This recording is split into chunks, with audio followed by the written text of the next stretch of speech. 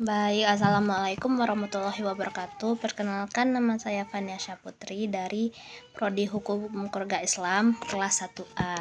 Di sini saya akan menjelaskan sejarah konstitusi, pengertian konstitusi, kedudukan konstitusi, fungsi dan tujuan konstitusi.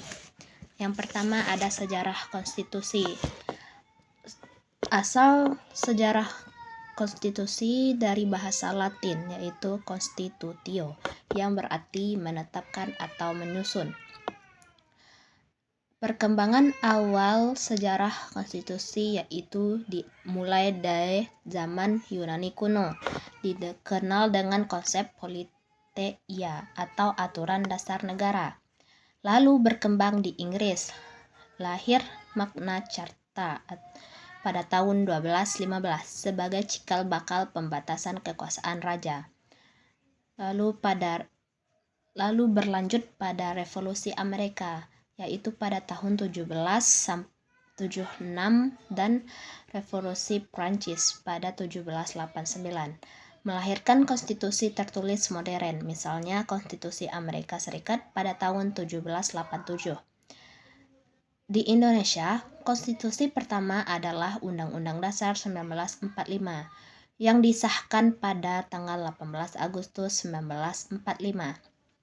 Lalu sempat berganti ke Konstitusi Republik Indonesia atau RIS pada tahun 1949.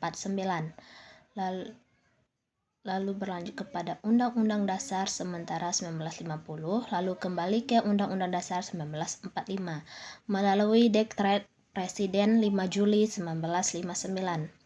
Undang-Undang Dasar 1945 mengalami 4 kali amandemen pada tahun 1999 sampai 2002 sehingga menjadi konstitusi yang berlaku sekarang.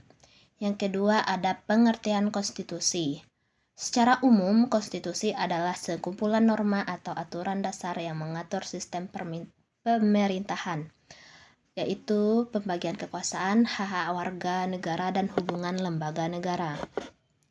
Adapun menurut para ahli, yaitu Sri Sumantri, konstitusi adalah keseluruhan peraturan hukum yang mengatur cara-cara penyelenggaraan pemerintahan suatu negara. Yang ketiga ada kedudukan konstitusi. Sebagai hukum dasar tertinggi suatu negara, kedudukan konstitusi menjadi sumber hukum tertinggi bagi seluruh peraturan perundang-undangan di bawahnya.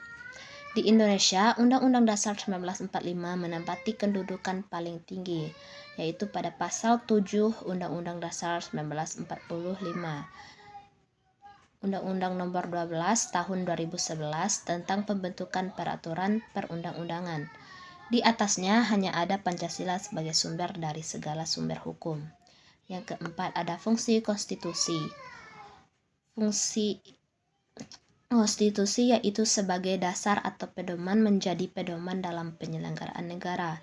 Sebagai pembatasan kekuasaan, membatasi kekuasaan pemerintah agar tidak sewenang-wenangan dan menjamin hak warga negara, serta melindungi hak asasi dan kebebasan warga negara.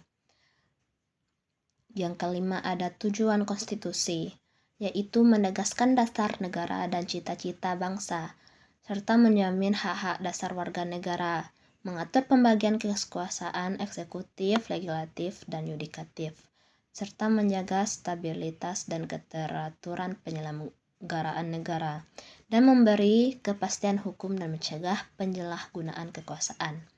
Jadi kesimpulannya adalah konstitusi adalah hukum dasar tertinggi yang mengatur penyelenggaraan negara.